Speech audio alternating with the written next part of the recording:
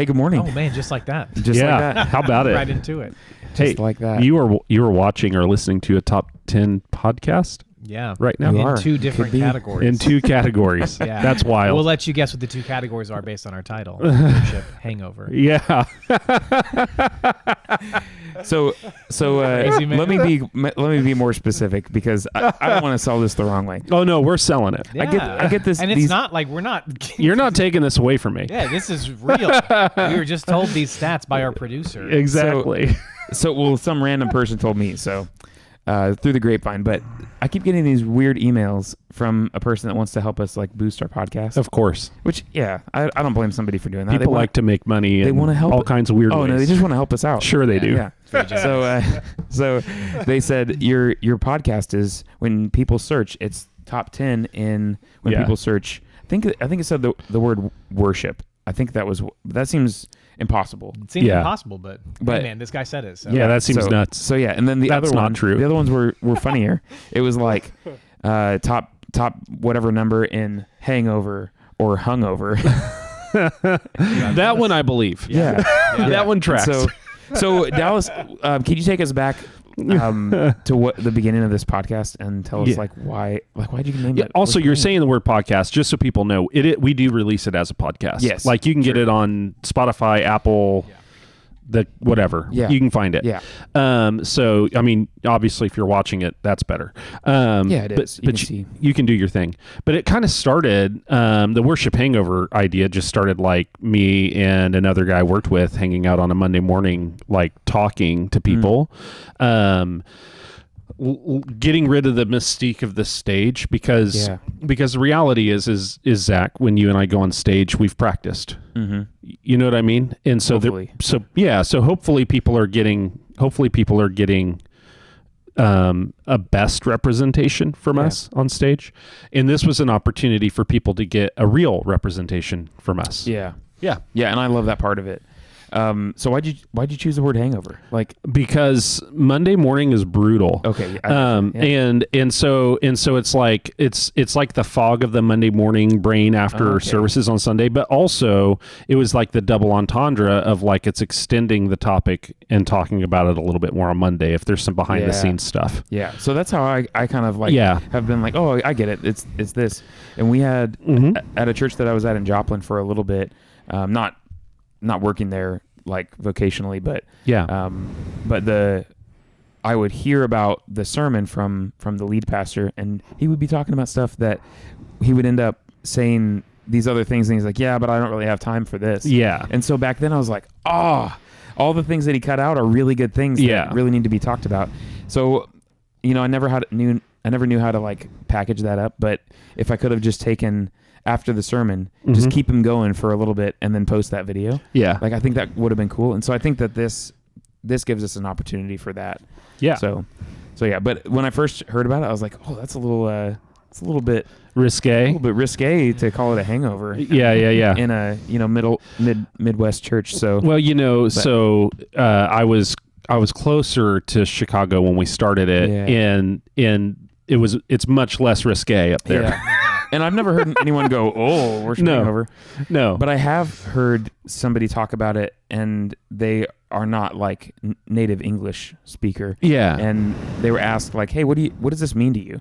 And he said, it's like you just can't get enough of worship. Yeah. Almost like you're that. hanging on to it. Yeah. Yeah. Or maybe even like if you think about once you've gotten a hangover, it's because you didn't stop drinking alcohol, Yeah. And so if it's the worship version of that, then it's like, yeah, we just continued and Overindulged on worship. Yeah, we overindulged on worship, which Right.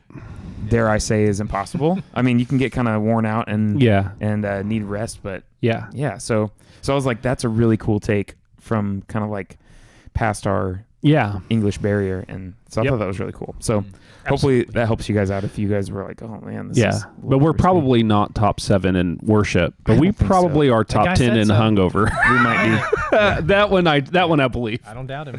Yeah, I think one of the things maybe said like the Hangover movie or something, and I was like, I don't know if we're up there yet. No, definitely not. I don't know. So, but if you're here right now, we're But so if glad we you're are, here. Mike Tyson, come on the podcast. Yeah, man. I would do that. Yeah. That'd be fantastic. Oh my I goodness. don't think he's gonna come now. He's not coming now. I Too did bad. it. That cinched Man, it. wow. We were so close. I don't know. Man. Just had to take a bite out of that. Yeah, nice. Yeah. So slow burn. Too soon. Hey, how to make friends and be influenced by people? Yeah. How do you do that? So yesterday we were talking about friendship, and kind of the big idea from yesterday, and the sermon title is your circle shapes you, and which I stole that sentence from David Dusick, I think is his name. He wrote a couple of books for men on the topic of friendship. Has spoken for the last couple years at the Como Men's Conference, and so I kind of stole that title from him. So I'll pay him royalties for all of the royalties I get. All the money we're making. Yeah, exactly. Yep. But friends, making friends as an adult is really, really hard. And I think that there's eras of that. And I think that between the three of us, we've gone through a lot of eras of having to start over with friends. Yeah. We have. And so I think that, maybe the conversation this morning that we could have is our experience of like moving to a new place. Yes, Aaron, you moved back. I kind of moved back. Alpha had lived here before. But even when you move back, like you're gone for however many years. It's totally different. Yeah. The people who stayed are you're very different from the people who stayed now. That's a thing, And so how have you gone about that? Zach, you moved a couple times. Yeah. When have we actually been like forced to make friends because we wanted them, needed them? I think most of my life, a lot of my friends have been out of like placement and location and just out of necessity. Yeah. More than like, hey, I don't have any friends, I need to go find some. A lot of it's just like operating in the place that you are. And so I think for me, like when you're in elementary school, you're not choosing those kids. No. Those kids could be whoever. You don't know. And then if you kind of track your life, I feel like that's kind of what it follows until you become an adult and you can make your own decisions and you can say, I don't want to be friends with that person, or maybe like, hey, this person I really do, or I really enjoy this time. I think less of that has been my choice than it has been. Yeah. Than it has been my choice. Yeah, I think like in school, I think about my friendships that were built around usually shared interest, whether that meant I found people I liked and then decided to share their interests, or I had an interest and then found people who also shared that and then decided to like them. And regardless, I think that was always the unifying thing. But as I've become an adult, I don't have a shared space with people like that, like school, that I used, public school at least, that I used to have. And so it's a lot harder to find people in the meat space with me, not digitally, like in the real world, to find people who share interests with me and that I can like hang out with and not just play video games with on Discord or whatever. Like to have something that's a little more substantial than that. And so that's what's been hard to learn now in my 30s, but just as like coming out of, I don't know, it was all kind of tailor-made for me all through school, from elementary, even before that, up through college. Like the people I was with were the people that I liked. Right. And that was just what it was. And so we shared interest because this guy likes it, and so okay, we'll try it, and then here we are, and that kind of thing. Like you talked about in your sermon a little bit, just like the shared stats of how that circle of people influences the decisions that you make, the kinds of things that you participate in, and stuff like that. And so I think that was a lot of it, but it's I don't know, it's different when you're just working. Especially when you're working in a place with like 5 full-time employees. And you're all the wildly different age ranges. And it's even kind of weird, like friends versus employees, like coworkers. That's its own weird barrier. But I could imagine in a much larger company with a lot more people on the same kind of like level, it's easier to make friends there. And I'm not saying we have it harder necessarily. It's just, it's different. It's different as an adult. It is. It's different as an adult. Well, and the thing I realized, so having moved a couple of times, relocated majorly a couple of times, right? Our initial relocation, like after we got married, leaving college, going to our first real job, and being like super young on staff compared to everybody else. So that wasn't really like conducive to deep, meaningful friendships among the staff. Like that was a thing. Not that I like actively despised anybody, Right. but I also wasn't going to hang out with the 60-year-old senior minister. Like, It's just a different thing. you know what I mean? Like as a regular ongoing thing. Yeah. Because I was 22. Yeah. You know, and so we ended up kind of making friends in by happenstance in groups, like that was kind of, you know, joining this group and, hey, we really click with this couple, and maybe we do this group and we really click with this couple, and whatever, and that's how we ended up building friends. Then leaving that 3 years later and moving to a new place, well, that's where we started having kids. And man, that's like, if you have kids, like you're in a church and you're in those like having baby years, Oh man. that comes with built-in friends. yeah. You know, because you have a whole slew of couples who are all going through the same thing together. And like Alpha stayed home, and so she was incredibly lonely. So she really needed to make friends. And so where'd she go? She goes to MOPS. Well, this mom talks to this mom, and suddenly the moms and their husbands are having play dates. You know what I mean? And like that's a thing. Yeah. And so that was natural. Then leaving that, right? We all grew up and one at a time kind of moved off from there.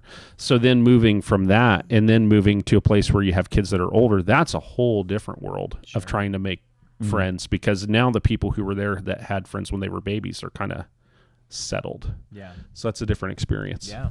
No, that makes sense.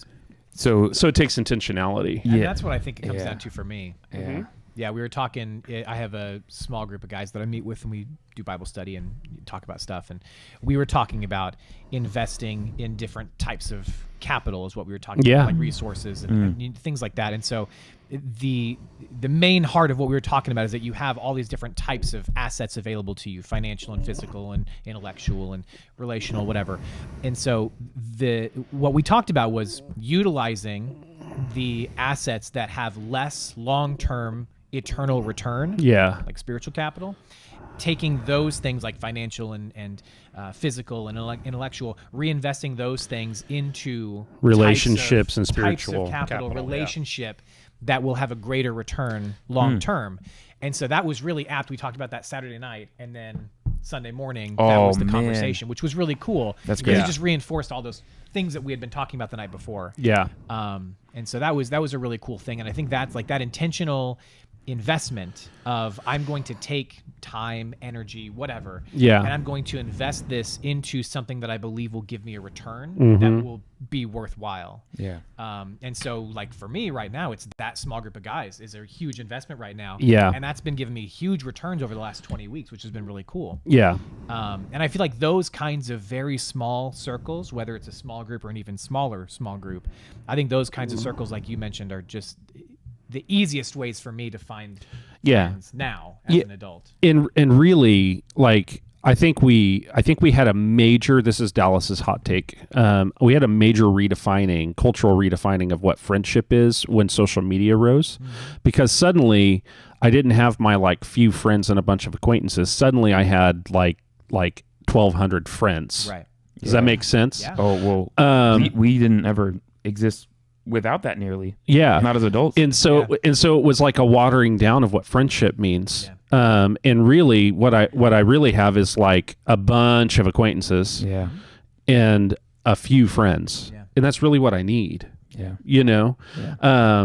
not that I don't want to be friendly with other people, Right. But as far as like the biblical definition of friendship, of someone coming into my life, knowing me well, being able to speak into me, call me out, like all of those aspects of what friendship truly is, help me grow.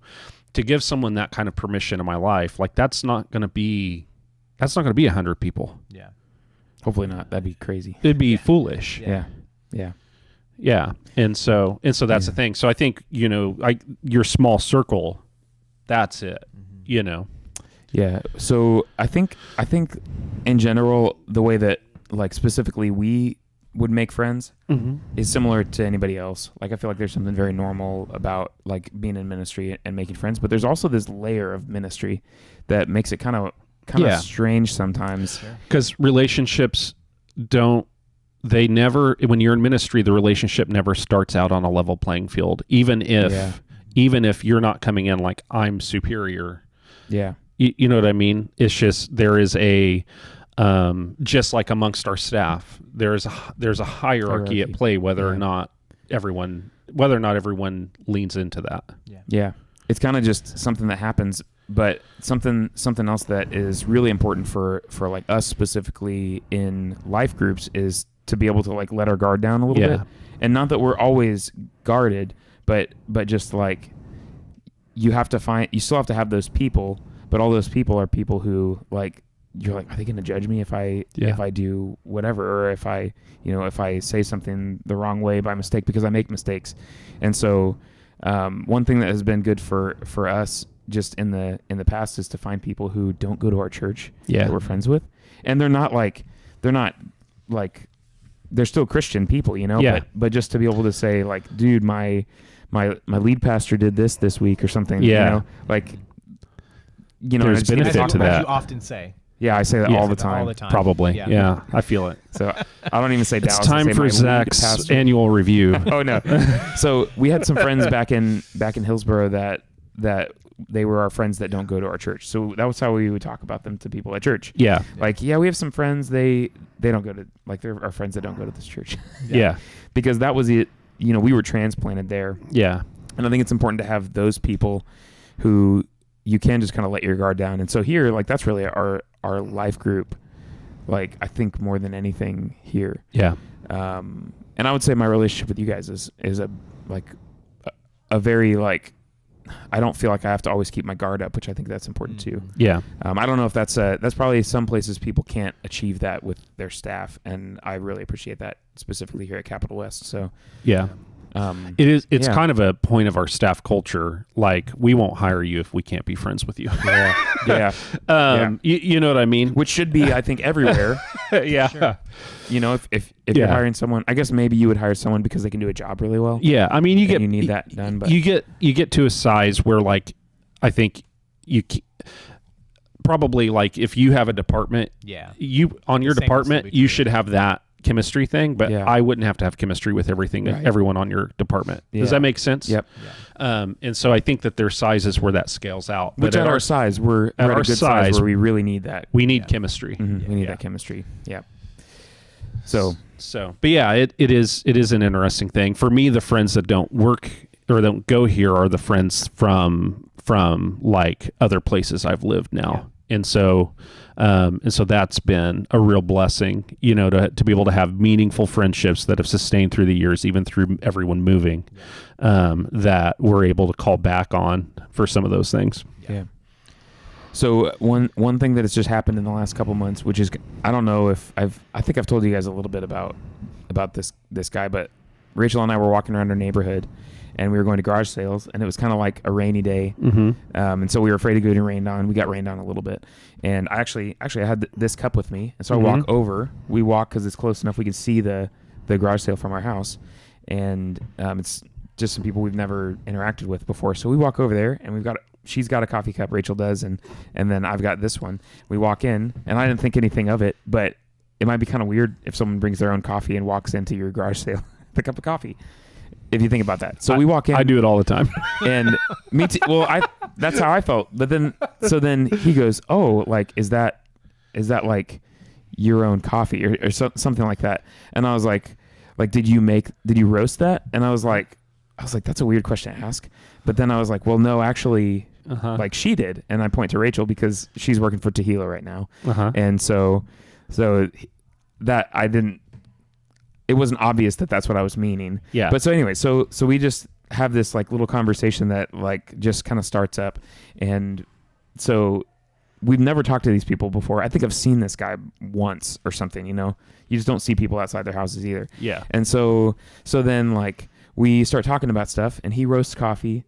He's kind of into like he's remodeling his basement, so he's pretty good with working with his hands. Yeah. He shoots video and photo, and so then we start like Zach's tail starts to wag. Yeah, we start like creating this list of like we've got all these things in common.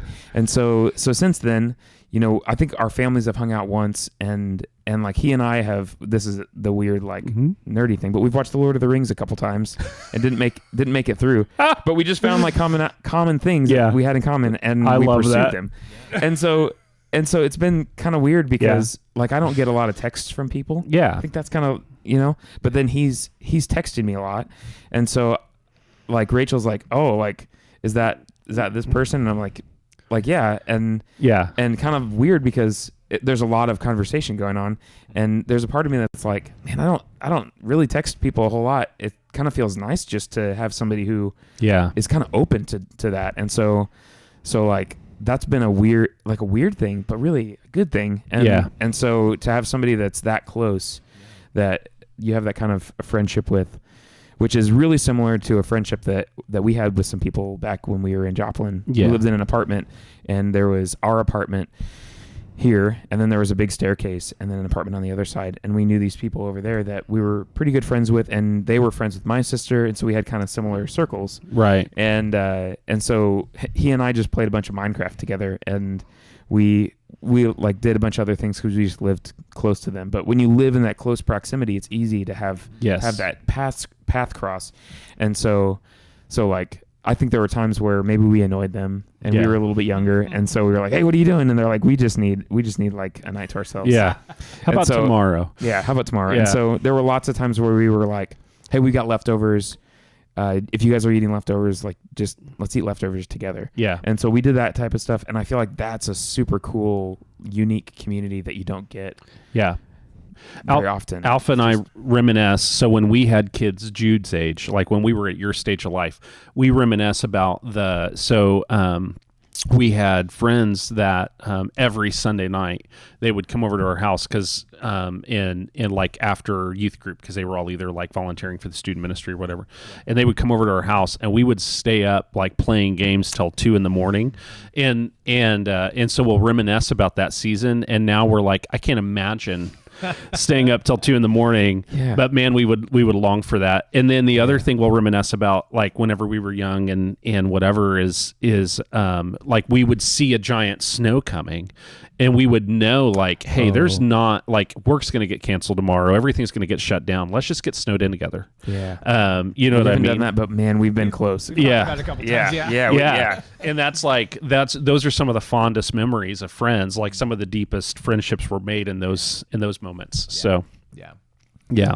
And I think the elephant in the room that I didn't address yesterday was how lonely everybody is. Yeah. And like we have this almost like this endemic of loneliness as a society right now. So there are people everywhere. Like I've thought about this before.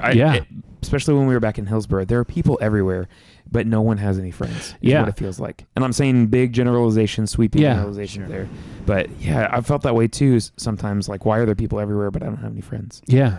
And not that I can't go talk to someone, but and I didn't address the elephant because I didn't have time. Yeah. Right? Yeah. Something's got to go. Yeah. But at the same time, I was hoping that my constant phrasing of like choosing different friends, choosing new friends, that communication was kind of putting it in people's heads like, hey, I've got to do something intentional to even have a friend. Yeah. Like I'm not just going to find slipped into a friend. Like it's not every day you just walk over to someone's house with a cup of coffee and they're like, hey, we're best friends today. Like that doesn't happen. And so I think the intentionality aspect is a thing. Like you have to put yourself out there and be open to that. Yeah. So and every one of these stories that we've shared, and I can't think of any stories that I could share that this wouldn't be true for, they all take the time and intentionality. Whether that intentionality comes from you or the other party, someone is intentionally investing in that relationship. Mm-hmm. Yeah. And so if you're going to watch Lord of the Rings together, it doesn't just happen. Oh, like, dude, oops, it here we doesn't. are on the same couch watching Lord of the Rings. Like someone made a choice to say, hey, do you want to? Yeah. Yeah. And the other person said, yeah, I want to. Yeah. And then they did. And that's true for all these stories is like, Yes. like if you're going to go share leftovers with your neighbor, that doesn't just like, Yeah. I have these leftovers. Oops, I'm sitting at your table. Like, Yeah. you guys make choices that Right. bring you together, and every one of those choices could have been a different choice. Yeah. You know what I mean? Like, it could have been a choice to, I don't want to leave the house today though. I just want to stay in. So the thing that I have to fight is when my kids go to sleep, it's Zach time, man. Like let's be honest. Like that might be one of my faults or something that I need to work on, but it's like, okay, it's on. I'm doing something. I like a couple nights ago I was like soldering a guitar and Rachel was like, I'm going to bed. And I was like, I have to finish this guitar. And so just making a change, not even new stuff, just making a change to one of my guitars. And so I have that time that I try to protect, and that's the time that's the easiest to go watch Lord of the Rings. Yeah. And so I have to give up my personal time, and I just have to weigh that out, because I think that's a thing that's worthy, but it's just, you have to weigh out which one's more healthy for you that day, and it's healthy to also have Zach time. Yeah, you know what I mean. Like that's a a healthy thing as well. But it's figuring it out. Like sometimes Alpha or I will notice it in each other before we'll notice it for ourselves. Like, hey, you need some friend time right now. You know what I mean? Or whatever. Like, especially me for her, like I'll just randomly text her friends, be like, hey, call her. Like, what? I don't know what you're doing tonight. Is it something she can just go do with you? You know, whatever. And so that's like a thing in our relationship. Or she'll say to me like, hey, it's been a while since you've hung out with your friends. You know, and that intentionality, because we are no longer at the stage of life where our kids go to bed. You know, like we have one kid who goes to bed, and we have two kids who are up as late as we are. And so that's a whole other thing too. I feel like that's so fun, and also not the same as what it used to be. We love it. Our boys love to hang out with us in the evening. It's amazing, and we are so thankful for that. But man, 1 or 2 nights a week would be awesome if they didn't. Yeah, so I've been taking intentional time with my kids in the mornings, and I definitely don't feel quite as, I don't know, like I haven't gotten time with them, because I think that's some of it. Sometimes I don't feel like I've had enough time to be like, did I do my dad job right today or something? And so like this morning, Abel has discovered chess. Yeah. And so we played chess this morning. And so I'm definitely creating that friendship with my kids, and like he's getting better, but man, I'm smoking him every time right now. But today I was like, he might be getting me, but he'll get you eventually, and then you'll never win again. Yeah, that's gonna be bad. So we've been kind of doing that, but yeah, I think I don't know what I'll do whenever they don't go to sleep. Yeah, because it's just about another prioritization and a level of communication. You're probably already communicating with your wife like, hey, tonight I'm going to work on my guitar after the kids go to bed. Yeah. And so it's just about that communication with them too, like setting that thing of like, hey, tonight I really need to do this thing. And stuff like that. Like we'll even sometimes have, you know, if it's been a while since we've been out together, sometimes we'll communicate with the boys, be like, okay, after Ezra goes to bed, you guys are upstairs for the night, and Mom and I are just going to hang out. Cool. You know, whatever. Yeah. So that's what it is. Yeah, that's a lot of good stuff. Hopefully for the person watching, just to hear some of that. Yeah. We're not doing everything right, obviously. No, but for sure, no. We have always room to grow, but back to the friend thing. Like, if you see someone you think you could be friends with, like, make the ask. So one of my best friends in town, he just like literally cornered me and was like, "Well, are you in a life group? Why can't I just be in your life group?" I didn't even know this person yet, and I'm pretty protective of my life group, and so I was like, I guess you can. I think I was there the day that you were there. You were there. I remember. And I'm protective of my life group because I need to be able to just be Dallas at my life group and not Pastor Dallas. Right. And so I was like, I guess you can, you know. And it ended up like we are really good friends, you know. But we're really good friends because he took the initiative to do that. I was going to say it almost feels a little bit accidental, but it was actually him being just like not afraid to be intentional. Yeah. And I don't know how you say no to a person like that. It's almost easier just to be friends with them. Yeah, exactly. And if someone's asking you that, sometimes it's a good thing. And so I think that's kind of how like my neighbor in the neighborhood kind of has worked, but it's been good. And so, yep. Absolutely. Yeah. But yeah, so be intentional, make the ask, do the thing. Yeah. It's worth it in the end. So, yep, absolutely. That's good. Cool. Well, thank you guys for joining us today. And whether you're watching right now or whether you're watching later on, thanks for joining us on this Monday. We hope you have a great day. Bye-bye. See you next time.